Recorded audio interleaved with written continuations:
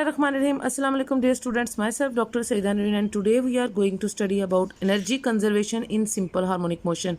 हमने इस चैप्टर में सिंपल हार्मोनिक मोशन के बारे में पढ़ा था कि सिंपल हार्मोनिक मोशन जो है वो आपकी ऑसिलेटरी मोशन होती है। टू एंड फ्रो मोशन को ही हम वाइब्रेटरी मोशन भी कहते हैं, ऑसिलेटरी मोशन भी होती है, उसी को हम ऑसिलेटरी मोशन कहते हैं। और जब इस तरह की वाइब्रेटरी या ऑसिलेटरी मोशन में एक्सेलरेशन जो है वो directly proportional to the displacement हो जाए और साथ ही displacement towards the mean position भी हो, यानी ये नेगेटिव साइन भी इसके साथ आ रहा है। नेगेटिव साइन ये शो करता है कि डिस्प्लेसमेंट जो है वो टूवर्ड्स द मेन पोजीशन होती है। तो फिर ऐसी ऑसिलेटरी या वाइब्रेटरी मोशन को हम उसकी सिंपल हार्मोनिक मोशन कहते हैं।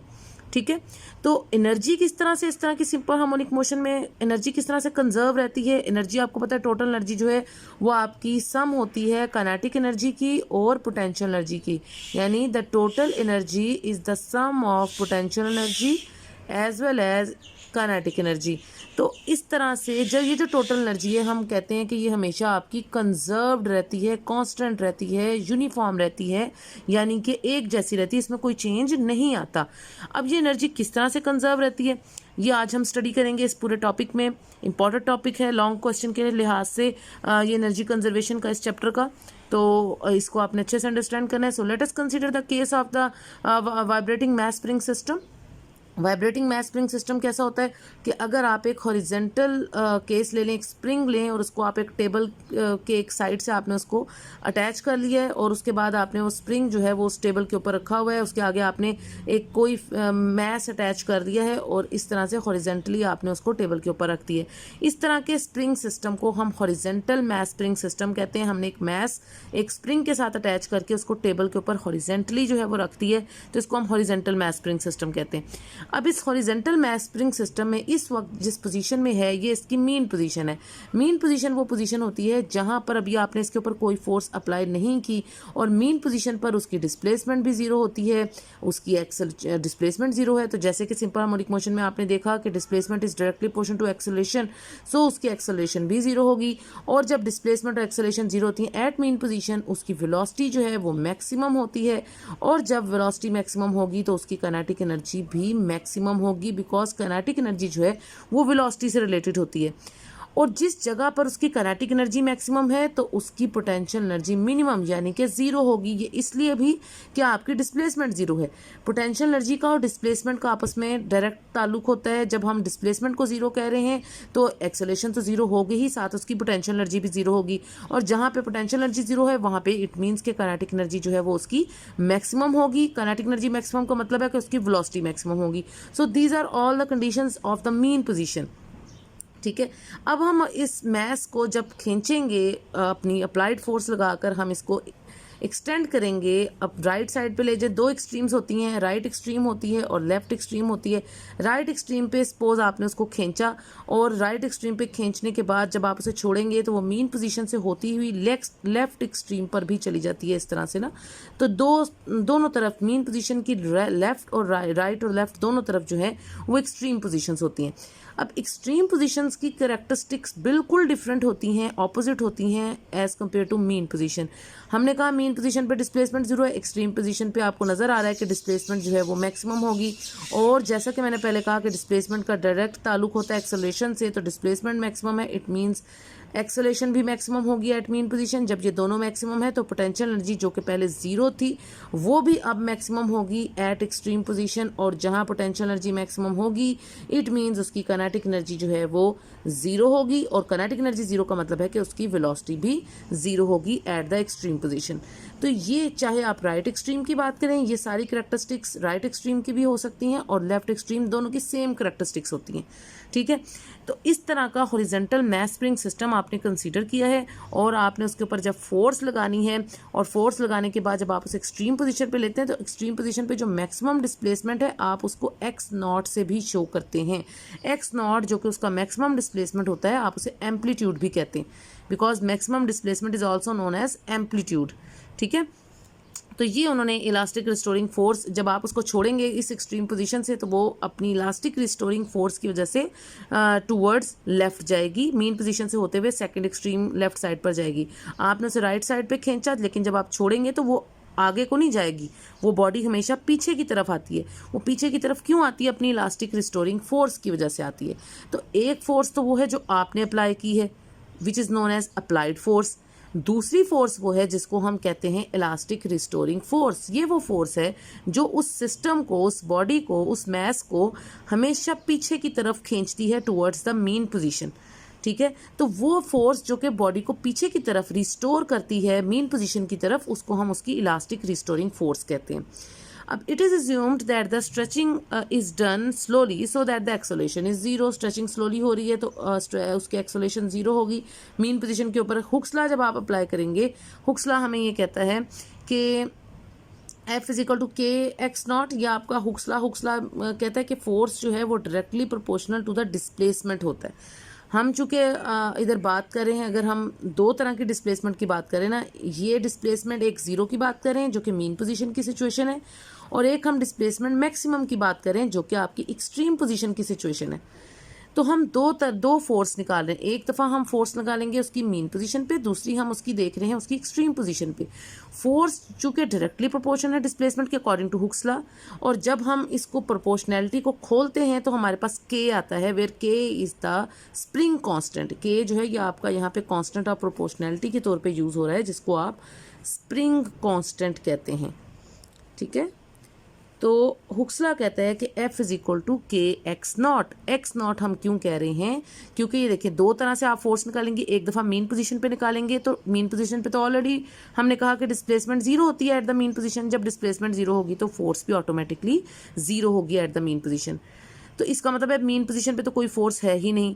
जब हम एक्सट्रीम पोजीशन की बात करेंगे, जब हमने उसको खींच के बॉडी को राइट साइड पर लेकर गए हैं, तो एक्सट्रीम पोजीशन पे आप देखें डिस्प्लेसमेंट जो है, चाहे आप राइट एक्सट्रीम पे ले जाएं चाहे लेफ्ट एक्सट्रीम पे ले जाएं, तो एक्सट्रीम पोजीशन पे डिस्प्लेसमेंट मैक्सिमम होगी विच इज़ एक्स नॉट। मैंने आपको पहले ही कहा है कि मैक्सिमम डिस्प्लेसमेंट को हम एक्स नॉट कहते हैं, एम्पलीट्यूड कहते हैं। और उस वक्त जो उसकी फोर्स होगी F इज इक्वल टू, वो आपकी ये वाली फोर्स होगी के एक्स नॉट। ठीक है, मैक्सिमम डिस्प्लेसमेंट वाली फोर्स, क्योंकि आपने देखा मीन पोजीशन पे तो फोर्स जीरो है ना। फोर्स क्यों जीरो है? क्योंकि डिस्प्लेसमेंट जीरो है, और हुक्स लॉ कहता है कि force is directly proportional to the displacement. अगर मीन पोजीशन पे डिस्प्लेसमेंट जीरो है, इट मीन्स उसकी फोर्स भी जीरो है। एक्सट्रीम पोजीशन पे डिस्प्लेसमेंट मैक्सिमम है तो फोर्स भी उसकी मैक्सिमम है, which is F is equal to k x naught, इस फॉर्मूले के तहत, हुक्स लॉ के तहत। अब हम इन दोनों का एवरेज निकाल सकते हैं। अगर आप इन दोनों का मीन निकालें या एवरेज फोर्स निकालने की कोशिश करें, तो what is your average force? Average force क्या होगी? एवरेज फोर्स या मीन फोर्स जब हम निकालते हैं तो हम दोनों पोजीशंस की वैल्यूज़ को जमा करके, यानी zero plus k x not और divided by number of values, दो वैल्यूज़ को जमा कर रहे हैं तो दोनों से आप, यानी 2 से आप इसको डिवाइड कर देंगे। So this is 0 plus k x naught divided by 2। So this is average force जो है वो आपकी हाफ ऑफ के एक्स नॉट होगी। ठीक है, अब आपने work done in displacing the mass through x naught is, अब आप वर्क डन निकाल सकते हैं। जब आपने फोर्स निकाल ली है एवरेज फोर्स, तो अब आप इसका सेकंड काम आप क्या करेंगे? आप उसका वर्क डन निकालेंगे। अब वर्क डन कैसे निकालते हैं? जब आपके पास फोर्स है तो वर्क डन बराबर होता है फोर्स इंटू डिस्प्लेसमेंट। अब फोर्स, ये एवरेज फोर्स आपने लिखी FD। अब हाफ ऑफ के x not multiply by displacement क्या है? एट एक्सट्रीम पोजीशन हम बात करें, क्योंकि मीन पोजीशन पे तो फोर्स ही जीरो है।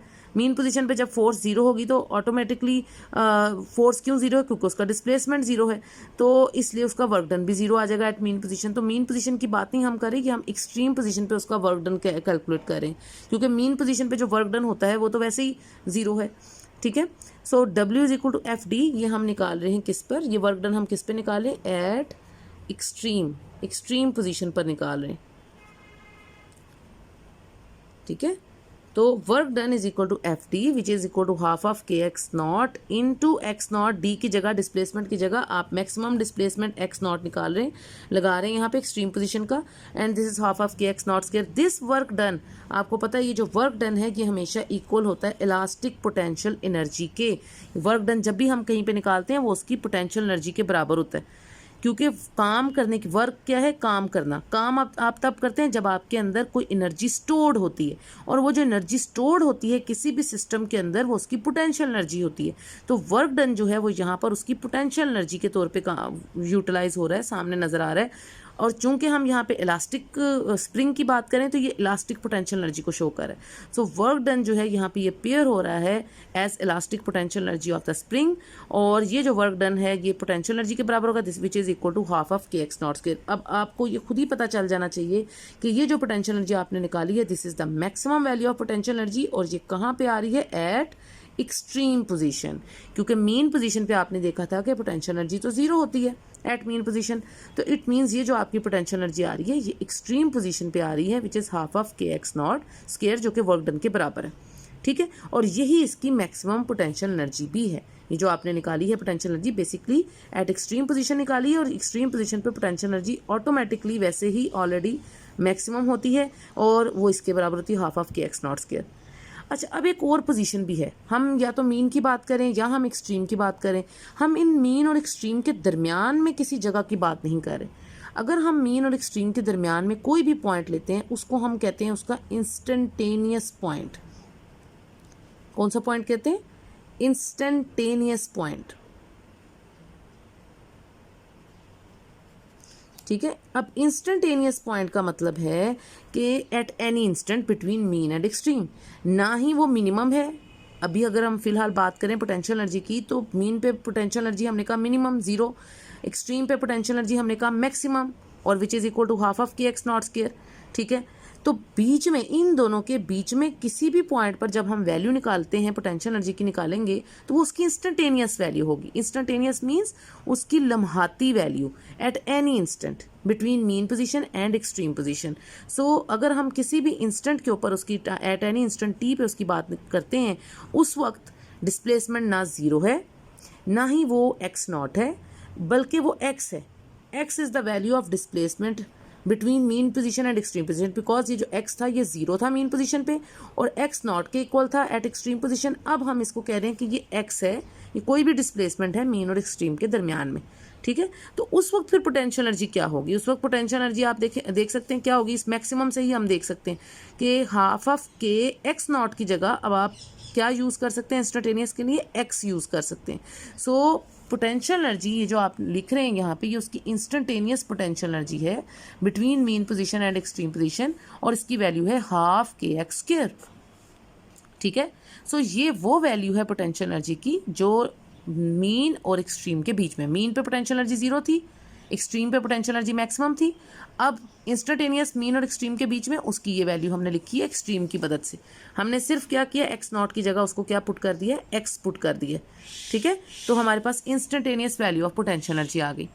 अब ये तो सारी बात थी पोटेंशियल एनर्जी की। अब हम आ रहे हैं, जब हम वेलोसिटी की बात करने लगे हैं तो वेलोसिटी का ताल्लुक डायरेक्ट किससे होता है, काइनेटिक एनर्जी से। अब हमने पोटेंशियल एनर्जी की तो 3 स्टेजेस देख ली, मीन पोजीशन पे भी देख ली, एक्सट्रीम पोजीशन पे भी देख ली, और फिर हमने उसकी इंस्टेंटेनियस वैल्यू को भी देख लिया है। अब हम यही बातें करेंगे काइनेटिक एनर्जी के लिए।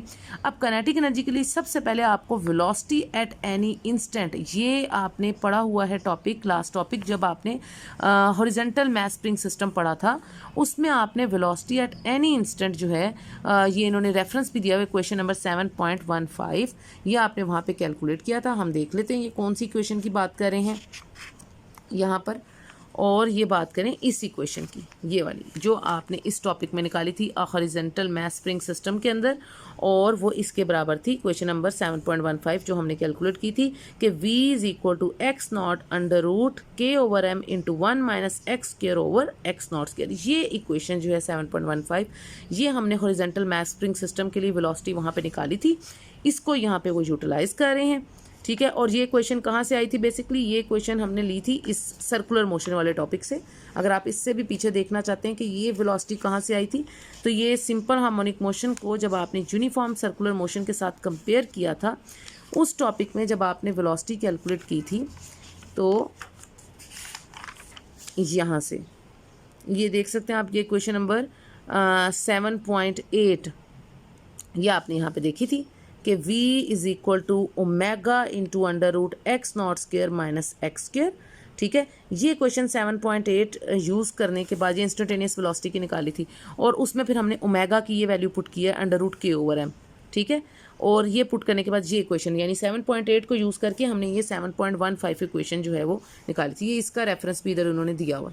ठीक है, तो ये यही वाली instantaneous velocity horizontal mass spring system के लिए जो हमने कैलकुलेट की थी वो यहाँ पे आपने अब डायरेक्ट लिख देनी है इस टॉपिक में, जैसे इन्होंने दी हुई है कि v is equal to for horizontal mass spring system आप लिख सकते हैं कि v is equal to x naught under root K over M into 1 minus x square over x naught square. ये वो इक्वेशन है जो भी अब मैंने आपको बताई है।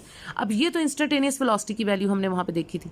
तो अगर आप इंस्टेंटेनियस वेलोसिटी है तो काइनेटिक एनर्जी आप इजीली निकाल सकते हैं, बिकॉज आपको पता है काइनेटिक एनर्जी बराबर होती है हाफ एम वी स्क्वायर के। ठीक है, तो काइनेटिक एनर्जी कैसे हाफ एम वी स्क्वायर से आप निकालेंगे, हाफ ऑफ एम वी का स्क्वायर अगर आप करें तो ये हो जाएगा एक्स नॉट का स्क्वायर, और बाकी पूरी टर्म पे जो अंडर रूट है वो स्क्वायर से कैंसिल हो जाएगा और ये हो जाएगा k over M into 1 minus x square over x naught square. ठीक है, अब अगर हम इन ब्रैकेट्स को खोलने की कोशिश करें, ये आप देखें तो ये मैस जो है वो कट जाएगा ऊपर नीचे मैस से। ठीक है, दूसरी ये जो एक्स नॉट है इसको हम नहीं कैंसिल करेंगे, मैस कैंसिल होगा, तो ये हो जाएगा आपके पास हाफ ऑफ के x naught square into 1 minus x square over x naught square. ठीक है, मैस कैंसिल होके बाकी ये इक्वेशन रह जाएगी आपके पास। Thus the kinetic energy is maximum. अच्छा, अब इसकी भी मैक्सिमम ये तो आपने निकाली है ना इंस्टेंटेनियस वैल्यू काइनेटिक एनर्जी की, क्योंकि हमने इसके लिए velocity at any instant use की है। तो वेलोसिटी एट एनी इंस्टेंट से हमने उसकी इंस्टेंटेनियस काइनेटिक एनर्जी निकाली। अब काइनेटिक एनर्जी की भी मैक्सिमम वैल्यू भी होती है, मिनिमम वैल्यू भी होती है, लेकिन काइनेटिक एनर्जी की मैक्सिमम वैल्यू कब आती है और उसकी मिनिमम वैल्यू कब आती है, ये जो मैंने आपको शुरू में बताया, ये देखें काइनेटिक एनर्जी कब मैक्सिमम होती है, एट मीन पोजीशन। आपने देखा मीन पोजीशन पे जब आपकी पोटेंशियल एनर्जी जीरो होती है उस वक्त आपकी काइनेटिक एनर्जी मैक्सिमम होती है क्योंकि वेलोसिटी मैक्सिमम होती है, और एक्सट्रीम पोजीशन पे जब आपकी पोटेंशियल एनर्जी मैक्सिमम होती है उस वक्त आपकी काइनेटिक एनर्जी जीरो होती है बिकॉज उसकी वेलोसिटी जीरो होती है। ये चीज़ें अब हमने यहाँ पे यूज़ करनी है। तो अब हमारी काइनेटिक एनर्जी हमें पता है कहाँ मैक्सिमम है, एट मीन पोजीशन। तो जब हमने मैक्सिमम काइनेटिक एनर्जी निकालनी है तो मैक्सिमम काइनेटिक एनर्जी का मतलब है कि हम एट मीन पोजीशन की बात कर रहे हैं। तो मीन पोजीशन पर कंडीशन क्या थी, सबसे पहले मीन पोजीशन पे कंडीशन ये थी कि आपका एक्स जीरो था, x is zero, displacement is zero at the mean position, सबसे पहली कंडीशन। तो मीन पोजीशन पे सबसे पहली शर्त ये होती है कि आपका डिस्प्लेसमेंट क्या है, जीरो है। अगर मैं इस इक्वेशन में, ये क्वेश्चन नंबर 7.23 में अगर मैं एक्स को यहाँ पे जीरो कर दूँ, मीन पोजीशन की कंडीशन डाल दूँ इसके अंदर, तो एक्स जीरो हो जाएगा और काइनेटिक एनर्जी जो मैक्सिमम आ जाएगी वो आ जाएगी half K x naught square, क्योंकि जब आप एक्स को जीरो पुट करेंगे ये पूरी टर्म जीरो हो जाएगी और ये बाकी की टर्म 1 से मल्टीप्लाई होकर वही आ जाएगी हाफ ऑफ के एक्स नॉट स्क्वायर। तो ये half K x naught square जो maximum value of kinetic energy आपने निकाली है वो मीन पोजीशन पे निकाली है। ठीक है, और एक्सट्रीम पोजीशन पे आपको पता है कि x बराबर होता है, एक्सट्रीम का इन्होंने लिखा, एक्सट्रीम पे का मैं आपको इधर लिखवा देती हूँ। तो एट एक्सट्रीम पोजीशन क्या होगा, एक्सट्रीम पोजीशन पे आपको पता है x बराबर होता है x नॉट के, तो वहाँ पर काइनेटिक एनर्जी जो है वो क्या होगी, ज़रा देखें इस रिलेशन को। अगर मैं इस रिलेशन में x की जगह x नॉट अब पुट कर दूँ तो मेरे पास आ जाएगा हाफ ऑफ के x naught square into 1 minus x की जगह अब आप एक्सट्रीम पोजीशन पे क्या डालते हैं, x not, so this is x not square over x not square, तो पहले का था ना, तो ये x नॉट स्क्वायर ऊपर नीचे कैंसिल, 1 माइनस 1 इज जीरो, तो ये होल टर्म क्या हो जाएगी, जीरो। सो काइनेटिक एनर्जी जो है वो जीरो हो जाएगी एट एक्सट्रीम पोजीशन। ठीक है, तो एक्सट्रीम पोजीशन पर आपकी काइनेटिक एनर्जी इस तरह से जीरो आती है, यानी ये मेन इक्वेशन आपकी इंस्टेंटेनियस है। इस इंस्टेंटेनियस इक्वेशन से आप उसकी मीन पोजीशन पर भी वैल्यू निकाल सकते हैं by putting x is equal to zero, और इसी इंस्टेंटेनियस वैल्यू से आप उसकी एक्सट्रीम पोजीशन पर भी वैल्यू निकाल सकते हैं by putting x is equal to x naught. तो ये बेसिक कंडीशन आपने पुट करके तो आप देख रहे हैं कि काइनेटिक एनर्जी की मैक्सिमम वैल्यू भी आ गई और उसकी मिनिमम वैल्यू यानी कि जीरो भी आ गई एट एक्सट्रीम पोजीशन। अब बात आ जाती है एनर्जी कंजर्वेशन। एनर्जी कंजर्वेशन का मतलब है कि आपकी टोटल एनर्जी को कंजर्व रहना चाहिए। टोटल एनर्जी जो है, जैसे कि मैंने शुरू में बताया कि सम होती है पोटेंशियल एनर्जी का और काइनेटिक एनर्जी का। तो पोटेंशियल एनर्जी, अब ये हम दोनों कौन सी वैल्यूज़ लिखने लगे, इसकी इंस्टेंटेनियस वैल्यूज़, पोटेंशियल एनर्जी की भी इंस्टेंटेनियस वैल्यू और काइनेटिक एनर्जी की भी इंस्टेंटेनियस वैल्यू। तो पोटेंशियल एनर्जी की इंस्टेंटेनियस वैल्यू क्या है जी, अभी हमने देखा था शुरू में, ये इक्वेशन नंबर 7.22 में देखें, हाफ ऑफ के एक्स स्क्वायर, पोटेंशियल एनर्जी की इंस्टेंटेनियस हमने निकाली, वो हम इधर डालेंगे हाफ ऑफ के X square plus kinetic energy की इंस्टेंटेनियस, ये है इक्वेशन नंबर 7.23। ठीक है, ये दोनों इक्वेशंस अब हम यूज़ करें। 7.22 जो है वो आपकी इंस्टेंटेनियस वैल्यू है पोटेंशियल एनर्जी की, 7.23 जो है वो आपकी इंस्टेंटेनियस वैल्यू है काइनेटिक एनर्जी की। वो हम डालेंगे हाफ ऑफ के x naught square into 1 minus x square over x naught square, ये पूरी जर्नल इक्वेशन इसकी। अब आप ब्रैकेट्स को खोलें, एक स्टेप चाहें तो आप और कर सकते हैं, दिस इज हाफ ऑफ के X square plus half of के x naught square plus minus minus and X naught square इससे कट जाएगा, so this is half of के एक्स स्क्वायर जब ब्रैकेट्स में ओपन करूंगी। अब ये पहली वाली टर्म और लास्ट वाली term plus half K X square minus half K X square ये कैंसिल आउट हो जाएंगी और टोटल एनर्जी आपकी आ जाएगी हाफ ऑफ के एक्स नॉट स्क्वायर। अब आप देखें ये जो टोटल एनर्जी है ये तो वही वैल्यू है जो कि मैक्सिमम वैल्यू है पोटेंशियल एनर्जी की, और यही मैक्सिमम वैल्यू है काइनेटिक एनर्जी की। ये तो वही वैल्यूज हैं। ये देखिए half K x naught square जो है ये मैक्सिमम वैल्यू आई थी पोटेंशियल एनर्जी की, ठीक है, और यही half K x naught square जो है ये आपकी मैक्सिमम वैल्यू आई है काइनेटिक एनर्जी की। इसका मतलब है कि टोटल एनर्जी जो है आपकी, टोटल एनर्जी जो है वो बराबर है आपकी मैक्सिमम पोटेंशियल एनर्जी के, और which is equal to maximum value of kinetic energy, ठीक है, और विच इज़ इक्वल टू ये सारी चीज़ें किसके बराबर हैं, half K x naught square. इसका मतलब है आपकी एनर्जी तो कंजर्व हो गई। एनर्जी कैसे कंजर्व होगी कि जो टोटल एनर्जी है वो मैक्सिमम वैल्यूज़ को शो कर रहा है, पोटेंशियल एनर्जी की भी मैक्सिमम वैल्यू को शो कर रहा है और काइनेटिक एनर्जी की भी मैक्सिमम वैल्यू को शो कर रहा है, और जो कि इस ग्राफ से भी आपको नज़र आ रहा है। अगर आप ये ग्राफ प्लॉट करें तो आप ये देख सकते हैं, ये देखें डिस्प्लेसमेंट का ग्राफ है with respect to energy. Energy को वाई एक्सिस पे लें और डिस्प्लेसमेंट को एक्स एक्सिस पे लें आप। बीच में जीरो है, मीन पोजीशन या ओरिजिन जिसको आप कहते हैं, ओरिजिन के राइट साइड पे प्लस एक्स नॉट और ओरिजिन के लेफ्ट साइड पे माइनस एक्स नॉट, ठीक है, पॉजिटिव वैल्यूज नेगेटिव वैल्यू। अब ये ग्राफ एक ऐसे नीचे को आ रहा है और एक ग्राफ इस तरह से ऊपर को जा रहा है, यानी एक आपका कह सकते हैं आपके पैराबोला और हाइपरबोला को, ये ऊपर वाला जो है ये पैराबोला को शो कर रहा है और हाइपरबोला इस तरह से नीचे से शो कर रहा है। ये दो कर्व्स हैं, ऑपोजिट कर्व्स आपको नज़र आ रहे हैं। अब ये ऑपोजिट कर्व्स क्या शो करेंगे, जो ऊपर वाला ग्राफ है अगर हम ये देखें जो कि पैराबोलिक ग्राफ है आपका, ये आप देख सकते हैं इस कर्व का नाम होता है ना पैराबोला, इस तरह की जो शेप होती है। अब ये आप देख रहे हैं कि मीन पोजीशन पर मैक्सिमम वैल्यू आ रही है, ये मीन पोजीशन है ना, जहाँ पे ओरिजिन होता है वो उसकी मीन पोजीशन होती है, और ये राइट एक्सट्रीम पोजीशन जिस पे प्लस एक्स नॉट है, और ये लेफ्ट एक्सट्रीम पोजीशन जहाँ पे माइनस एक्स नॉट है।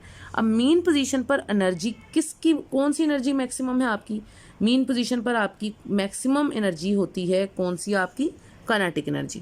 तो ये जो ऊपर वाला ग्राफ है आपका ये काइनेटिक एनर्जी को शो कर रहा है, जहाँ जो मीन पे मैक्सिमम है और दोनों एक्सट्रीम्स पर आप देख रहे हैं वो जीरो वैल्यूज शो कर रहा है। सो ये जो कर्व आपको नज़र आ रहा है ये काइनेटिक एनर्जी का कर्व है, और ये जो इस तरह से नीचे की तरफ जा रहा है ये आपका कर्व जो कि मीन पे आपको जीरो नज़र आ रहा है which is for potential energy, ये जो नीचे डॉटेड ब्लू है, और दोनों एक्सट्रीम्स पर आप देखें लेफ्ट राइट एक्सट्रीम्स पर वो उसकी मैक्सिमम वैल्यू को शो कर रहा है। तो ये आपका ये वाला जो डाउनवर्ड कर्व है ये पोटेंशियल एनर्जी का कर्व है, और ये जो अपवर्ड कर्व है ये आपकी काइनेटिक एनर्जी का कर्व है। और दोनों सूरतों में आपकी जो टोटल एनर्जी, ये जो लाइन है ये टोटल एनर्जी की लाइन है, क्योंकि टोटल एनर्जी जो है वो maximum value of potential energy और maximum value of kinetic energy को शो करता है। तो ये जो हॉरिजॉन्टल लाइन ऐसे करके बनाई this is for total energy. तो जब आप डिस्प्लेसमेंट और एनर्जी का ग्राफ प्लॉट करते हैं तो दो ऑपोजिट कर्व्स आपके पास आ रहे हैं, एक अपवर्ड और एक डाउनवर्ड। अपवर्ड कर्व जो है वो काइनेटिक एनर्जी को शो कर रहा है जो कि मीन पे मैक्सिमम और एक्सट्रीम पे दोनों एक्सट्रीम्स पर जीरो है। डाउनवर्ड कर्व जो है वो पोटेंशियल एनर्जी को शो कर रहा है जो कि मीन पे मिनिमम यानी कि जीरो और दोनों एक्सट्रीम्स पर मैक्सिमम वैल्यूज दे रहा है। लेकिन आप देख सकते हैं इस ग्राफ में जो टोटल एनर्जी है वो कंजर्व्ड है, एक जैसी है, ठीक है। तो thus the total energy of the vibrating mass and the spring is constant. Total energy जो है वो कंजर्व्ड है, कांस्टेंट है, यूनिफॉर्म है। When the kinetic energy of the mass is maximum, जब काइनेटिक एनर्जी जो है मैक्सिमम होती है तो उसकी potential energy of the spring जो है वो जीरो होती है। कन्वर्सली अगर हम इसके ऑपोजिट भी देखें कि व्हेन पोटेंशियल एनर्जी जो है ऑफ द स्प्रिंग मैक्सिमम होगी तो उस वक्त जो kinetic energy of the mass जो है वो जीरो होगी। The interchange occurs continuously from one form to another form, और ये इंटरचेंज होता रहेगा पोटेंशियल से काइनेटिक में, काइनेटिक से पोटेंशियल में। As the spring is compressed, जब आप स्प्रिंग को कंप्रेस करते हैं उस वक्त जो स्टोर्ड एनर्जी उस स्प्रिंग के अंदर होती है वो उसकी पोटेंशियल एनर्जी होती है, और जब आप उसे रिलीज करते हैं तो फिर वो पोटेंशियल एनर्जी काइनेटिक एनर्जी में कन्वर्ट हो जाती है। इसलिए ये इंटरचेंज होता रहता है। The variation of potential energy and kinetic energy with displacement is essential for maintaining oscillations, और ये ऑसिलेशंस को मेंटेन करने के लिए उसकी पोटेंशियल एनर्जी और काइनेटिक एनर्जी के दरमियान में जो वेरिएशंस आ रही हैं, कभी पोटेंशियल मैक्सिमम कभी काइनेटिक मैक्सिमम, ये होता रहेगा। This periodic exchange of energy is a basic property of all the oscillatory systems. जितने ऑसिलेटरी वाइब्रेटरी सिस्टम्स हैं आपके और सिंपल हार्मोनिक मोशंस जो कर रहे हैं उसके अंदर पोटेंशियल और काइनेटिक एनर्जी में चेंज आता रहेगा, वेरिएशंस आती रहेंगी। In the case of simple pendulum जो gravitational potential energy of the mass when displace is converted into kinetic energy यहाँ पे तो हम चूंकि हॉरिजेंटल मैस स्प्रिंग सिस्टम की बात कर रहे हैं ना, तो यहाँ पे बात हम कर रहे हैं इलास्टिक पोटेंशियल एनर्जी की। जब हम सिंपल पेंडुलम की बात करते हैं तो वहाँ जो पोटेंशियल एनर्जी होती है वो आपकी ग्रेविटेशनल पोटेंशियल एनर्जी होती है। वो भी चूंकि एक ऑसिलेटरी सिस्टम है, वहाँ पर भी काइनेटिक एनर्जी और पोटेंशियल एनर्जी में वेरिएशंस आती रहती हैं। जब आप उसको डिस्प्लेस करते हैं तो उस वक्त जो उसकी ग्रेविटेशनल, जब आप उसको मीन पोजीशन से इस तरह एक्सट्रीम पे लेके जाते हो तो उसकी काइनेटिक एनर्जी से कन्वर्जन हो जाती है एट द इक्विलिब्रियम पोजीशन। उस वक्त उसके पास काइनेटिक एनर्जी होती है, मैक्सिमम होती है मीन पोजीशन पर। और उसके बाद जब आप एक्सट्रीम पे लेके जाते हैं तो उस वक्त उसकी काइनेटिक एनर्जी कन्वर्ट हो जाती है पोटेंशियल एनर्जी में as the mass rises to the top of the swing. Because of the frictional forces energy is dissipated and consequently the system do not oscillate indefinitely. हमेशा के लिए तो वो oscillate नहीं करता रहता ना। वो क्यों नहीं हमेशा के लिए ऑसिलेट? क्योंकि बहुत सारे अदर रीजंस हैं, फ्रिक्शनल फोर्सेज हैं, ग्रेविटेशनल इफेक्ट है, तो एनर्जी आस्ता आस्ता डेसिपेट हो जाती है, खारिज हो जाती है, और उसके नतीजे में वो पेंडुलम वाइब्रेट करता करता आस्ता आस्ता खुद ब खुद स्टॉप हो जाता है। ठीक है, तो ये एनर्जी कंजर्वेशन, चाहे आप वो जो आपका जो पेंडुलम है, सिंपल पेंडुलम, वो आपका वर्टिकल मैस स्प्रिंग सिस्टम कहलाता है। तो चाहे आप हॉरिजेंटल मैस स्प्रिंग सिस्टम की बात करें, चाहे आप वर्टिकल मैस स्प्रिंग सिस्टम की बात करें, दोनों में आप देख लें कि एनर्जी हमेशा कंजर्व रहती है। टोटल एनर्जी जो कि सम होती है पोटेंशियल एनर्जी और काइनेटिक एनर्जी के, वो हमेशा अपनी maximum value of potential energy और maximum value of kinetic energy को शो करती है, और वो हमेशा कंजर्व रहती है। मैं पोटेंशियल एनर्जी से काइनेटिक एनर्जी से पोटेंशियल एनर्जी में इंटर कन्वर्जन्स होती रहती हैं। ठीक है, तो ये आपकी एनर्जी कंजर्वेशन का टॉपिक था। आपने इसको जब स्टार्ट करना है तो आप सिंपल हार्मोनिक मोशन की डेफिनेशन से इसको स्टार्ट कर सकते हैं, जो कि इस चैप्टर के स्टार्ट में आपको गिवन है। और वहाँ से स्टार्ट डेफिनेशन करने के बाद ये सारा ये जो लेट अस कंसीडर है, ये आपकी एक्सप्लेनेशन एंड डेरिवेशन में आएगा। ठीक है, ये पूरा topic, this is your explanation and derivation. तो मैंने जो आपको तरीका सिखाया हुआ है कि आपने किस तरह से क्वेश्चन को अटेम्प्ट करना है, तो सबसे पहले आप डेफिनेशन लिखेंगे, सिंपल हार्मोनिक मोशन की भी डेफिनेशन लिख सकते हैं, साथ आप एनर्जी कंजर्वेशन की डेफिनेशन भी लिख सकते हैं जो चैप्टर नंबर 5 में आपने पढ़ी थी। ये दोनों डेफिनेशंस लिखने के बाद आप उसकी एक्सप्लेनेशन एंड डेरिवेशन, ये पूरा टॉपिक लिखेंगे, ये एक्सप्लेनेशन एंड डेरिवेशन में आ जाएगा। और ये फाइनल जो रिजल्ट आपने लिखा है 7.25 इक्वेशन के बाद, ये जो पूरा पैराग्राफ है, ये आपका रिजल्ट और कंक्लूजन, आप इसे रिजल्ट भी कह सकते हैं या कंक्लूजन से भी शो कर सकते हैं। तो ये लास्ट तक जो पूरा पैराग्राफ है, ये आपका रिजल्ट है या फिर कंक्लूजन है, ये आपने पूरा जो है ये लिखना है एंड तक। तो ये आपका कंप्लीट टॉपिक होगा। आप इसकी डेफिनेशंस भी लिखेंगे शुरू में, और उसके बाद आप उसकी एक्सप्लेनेशन एंड डेरिवेशन करेंगे, और आखिर में आप उसका रिजल्ट या कंक्लूजन लिखेंगे।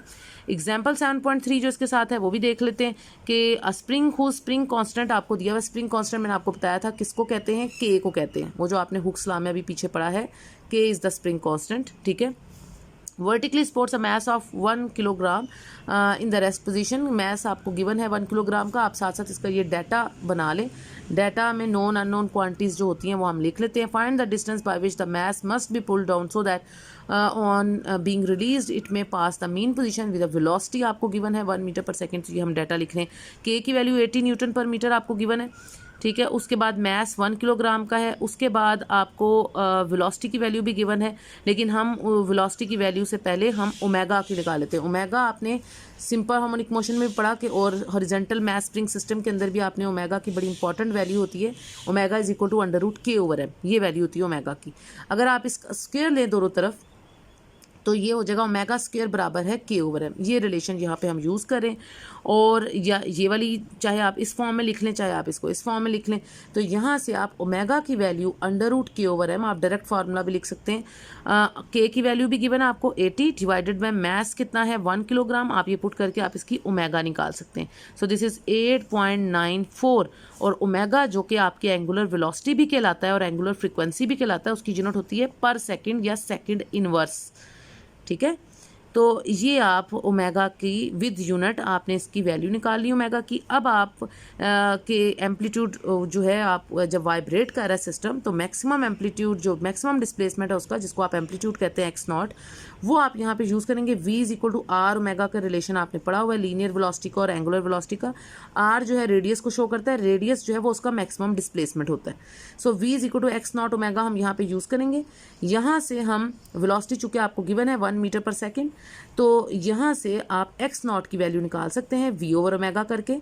क्योंकि v आपको गिवन है, ओमेगा भी आपको गिवन है, तो यहाँ से आप उसकी x नॉट यानी कि मैक्सिमम डिस्प्लेसमेंट जो कि उन्होंने आपसे कहा था कि उसकी मैक्सिमम डिस्प्लेसमेंट क्या होगी जब आप उसको फाइंड द डिस्टेंस आप उसका निकालना चाहते थे ना, which the mass must be pulled on so that on being release it may pass through the mean position. तो मैक्सिमम डिस्प्लेसमेंट आप जो उसका निकालना चाहते थे x नॉट, वो आप ऐसे निकालेंगे इस रिलेशन को यूज़ करके, ठीक है। x नॉट इक्वल है v ओवर ओमेगा, दोनों की वैल्यूज ओमेगा आपने अभी कैलकुलेट की है, v आपको गिवन थी, दोनों आप पुट करके यहाँ पे x नॉट मैक्सिमम डिस्प्लेसमेंट है, एम्पलीट्यूड है, उसकी यूनिट भी मीटर ही होती है।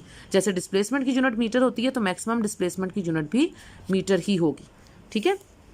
तो ये आपकी सिंपल सी एक एग्जांपल थी। ये फार्मूलाज आपने गो थ्रू करने हैं ज़रा एक दफ़ा, ताकि आपको याद रहेंगे बार बार बीच में ये ओमेगा की क्या वैल्यू होती है, वी और ओमेगा का क्या रिलेशन है, ठीक है। तो ये चीज़ें आपको याद होनी चाहिए। स्प्रिंग कांस्टेंट किसको कहते हैं, उसकी यूनिट क्या होती है, ओमेगा की क्या यूनिट है, एक्स नॉट की क्या यूनिट है, उसको आपने कैसे एवेल्यूएट करना है। तो ये फार्मूलाज आप बार बार जब प्रैक्टिस करेंगे तो आपको याद हो जाएंगे। तो आपने आई होप जो इतनी बातें आज हमने की हैं अच्छे से अंडरस्टैंड कर ली होंगी। फिर भी अगर आपको कहीं परेशानी हो, कोई बात ठीक से समझ में ना आई हो, you can comment me in the comment section. Until the next lecture अपना बहुत सा ख्याल रखें, दुआओं में याद रखें। That's all for today, students. If you have not yet subscribed my channel, then subscribe my channel now. You can also share my channel and press the bell icon for future notifications. If you really like my lecture, then press the like icon also. Until the next lecture, take care. Allah Hafiz.